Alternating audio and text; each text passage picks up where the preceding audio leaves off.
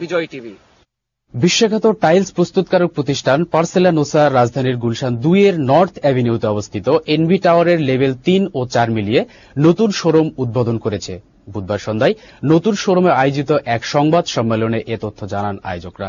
নতুন লাইফস্টাইল জোনে পার্সেলানোসার বিভিন্ন পণ্যের পাশাপাশি স্পেনের বুটিক ফার্নিচার ব্র্যান্ড ক্যাসার ডি সুস উদ্বোধন করেছে পার্সেলানোসা। শোরুমে ক্রিয়ন সলিড সারফেস সহ রান্নাঘর, মার্বেল গ্রানাইট এবং টাইলসের প্রিমিয়াম সংস্করণ অনুষ্ঠানে প্রদর্শন করছে পার্সেলানোসা। বিভিন্ন নকশার কারুকাজের সন্নিবেশ ঘটিয়ে সাজানো হয়েছে নতুন শোরুমটি। এ সময় অনুষ্ঠানে উপস্থিত ছিলেন বাংলাদেশে নিযুক্ত ইউরোপিয়ান ইউনিয়নের রাষ্ট্রদূত পিয়েরে মে উডেন, নুপামি গ্রুপের সিইও অ্যারিটেজ ইজুরা, স্পেন বাংলাদেশ চেম্বার অব কমার্সের প্রেসিডেন্ট নুরিয়া লোপেজ সহ অন্যান্য অতিথিবৃন্দ।